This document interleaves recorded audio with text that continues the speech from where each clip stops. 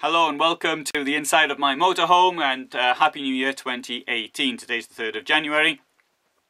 I'm inside the van and lots of people have been asking me when you're going to get the rebuild finished, or when we're going to see some more of the rebuild. Well, as you can probably tell from the mess behind me, we're not progressing all that much. Unfortunately, we had a couple of things which stopped us progressing, but we're getting there, I hope, eventually. Now, I'm in here today because next week I'm going to go to Stuttgart to a trade fair. It's the second or third largest trade fair for motorhomes in Europe in each year, and it's obviously the biggest in Dusseldorf. The second may say the Stuttgart Parma in Italy. I'm not quite too certain which one is in number 2 position.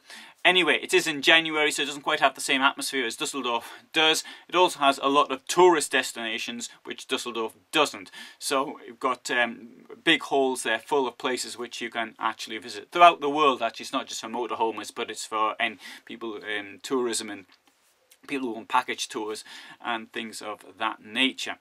So it's quite a good fair, and I'm sure I'll enjoy myself. And while I'm in Germany, I'll be doing 1 or 2 company visits as well. Now, as far as you're concerned, what you might want to do is, if you've got any requests, things you want filming, people you want me to talk to, questions you've got for people, anything of that nature, I might even be able to get some interviews done if you actually make the request. but write it down below. So you've got a week to do it, so do it. I know that often people ask me things, well, can you film, for argument's sake, a Mercedes on a 4x4 camper van, something like that nature? Well, yes, of course I can. I'll do that for you. So anyway, that's what I'll try and do for you. Now, as far as 2017 was concerned, on the camper van front, I think things are looking quite interesting. I say this on a different level as a historian. As a person who have written quite a lot about history and all the rest of it, I can say on a political front, I don't think things are interesting at all. I think they're looking quite depressing.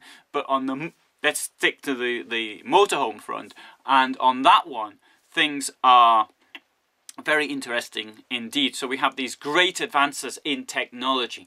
Now at Dusseldorf, for example, we saw the Dethlefs e-home project, which was a motorhome which is plastered in solar panels. Now, I know this was just a mock-up.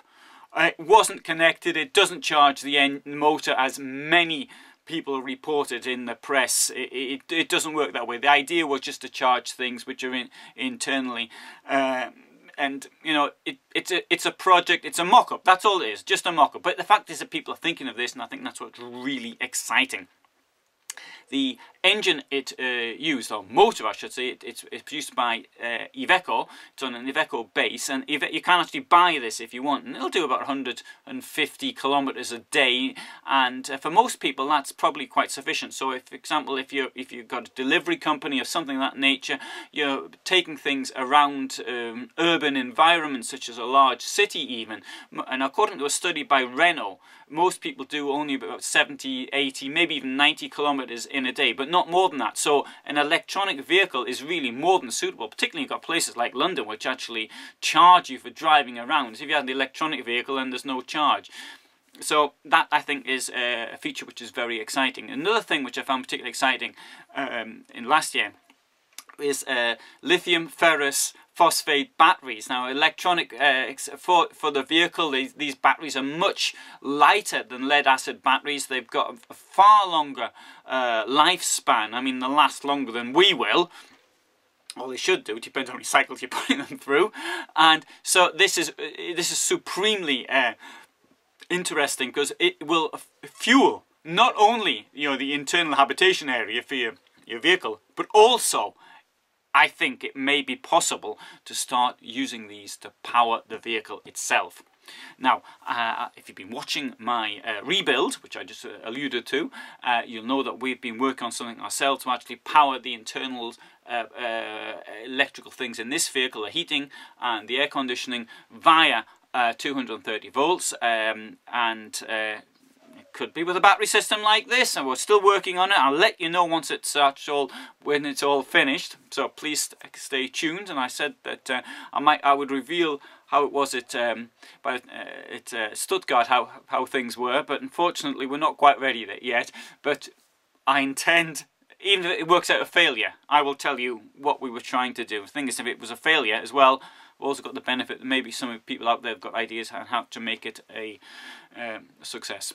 So there's two things which I find particularly exciting. Now another thing which I find exciting as well is lightweighting for vans. We're getting materials which are much lighter, and whilst maintaining strength and stability. So that's something which we can look forward to more advances there. Now for me personally, what we'd like to do is, not only do we want to obviously finish the project we've got with this van and then maybe do the same sort of thing in other vans, but we've also got this other project which may be to make a electric van ourselves. Now I want to have an electronic motorhome myself, and I'm not too bothered about the short range. Now let's suppose you've got one of these Iveco vans and it can do 150 kilometers in a day. Well, what would you do if you got 150 kilometers? Now you think, well, most people probably don't do that. When they're actually touring, they probably don't do much more than that, except on the initial outward and the final return journey home. So that is a problem. I agree with that. But what I think you could do is that you could sort of, if you do 150 kilometers a day and you stayed somewhere, you went to a campsite each night. Now it still will work out cheaper. Not a lot, but if you actually discount the initial purchase of the van itself, because if you do 150 kilometers, let's say, and then you charge up for the night, well, in the night's costing you what, I don't know, 25 euros or something like that. Well, you know, to do 150 kilometers in the van, it costs you about 25 euros in fuel. So it's not. Roughly, more or less. I'm just sort of giving a rough outlook. So I don't think it's going to end up costing a great deal more using an electronic van once you've discounted the initial purchase price. Now, if we can extend the life of the batteries, now there is something in the United States which happened 2 or 3 months ago. There's now a lorry which has got a battery pack which will take it to about 500 kilometers. Now I know for a lorry, contrary to a delivery truck, a delivery van, which, you know, when you're doing 100 kilometers a day, and then that's more than sufficient. So for a lorry to do 500 kilometers, that's nothing, and that isn't very good. But the thing is, the technology is now there to actually do that. So I think the step to get to 1,000 or maybe 2,000 kilometers a day, which is probably more like what they're going to be needing, can't be that far behind. And I think the same will be happening for motorhomes. Right, so we would like to do an electric van ourselves, and we might actually, we've got this idea of getting an old car maybe, and we'll try and we'll take the engine out with that and put an electric engine in, and we'll see how that goes. Oh, this van here, maybe you just take the engine out and put an electric motor in its place. Now the thing is, electric motors actually they weigh a lot less, but by the time you put the batteries in, it's going to take it above what it was before. But I'd like to give you a little calculation. I'm full of I don't know if they're useless, but full of little calculations like this. If you put 100 litres of fuel in, well, it's 80 litres this one takes. So let's say 80 litres of fuel in a van, that's going to weigh 80 kilos, the same as an extra person. And for that, you can get what, well, maybe exaggerating a little bit, but 500 amps of lithium ferrous phosphate batteries in your van. So it, you know, sort of, it's the weight of a battery and the weight of fuel, plus the extra weight of the engine anyway. So it's, you know, it's quite the numbers make sense. Whether or not the technology makes sense is, of course, a different thing. Right, so anyway, I've given a little bit of a chat there. As far as, I'd just like to say 1 or 2 things I'm going to attempt to do on my YouTube channel if you're interested. If you're not, then turn the thing off now.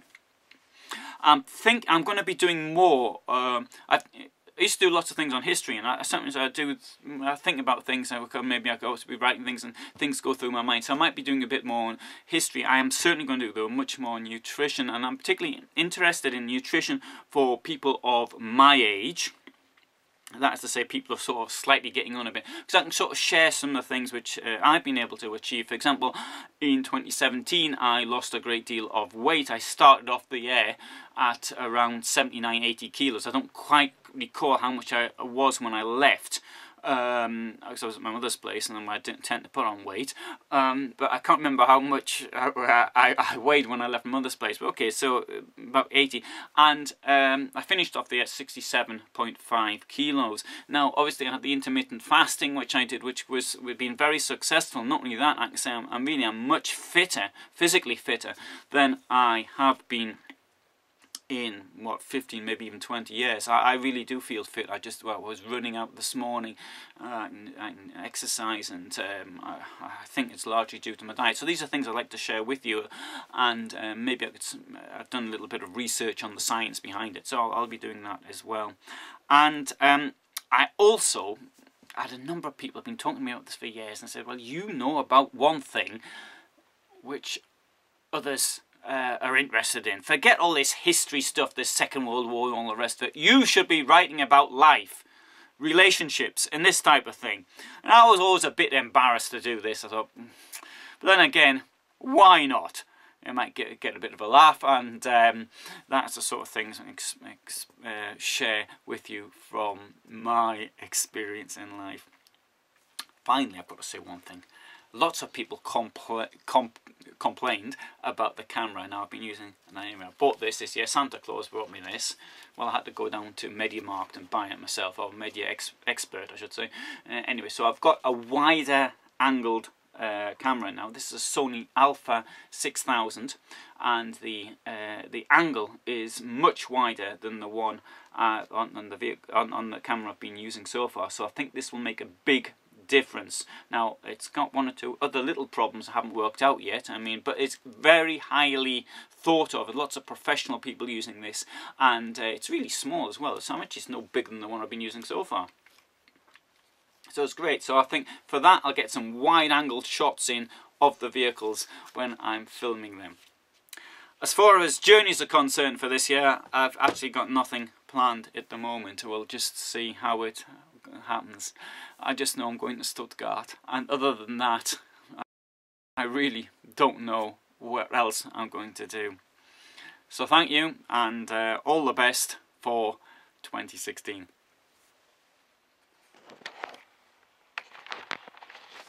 Sorry, wrong year, it's 2018.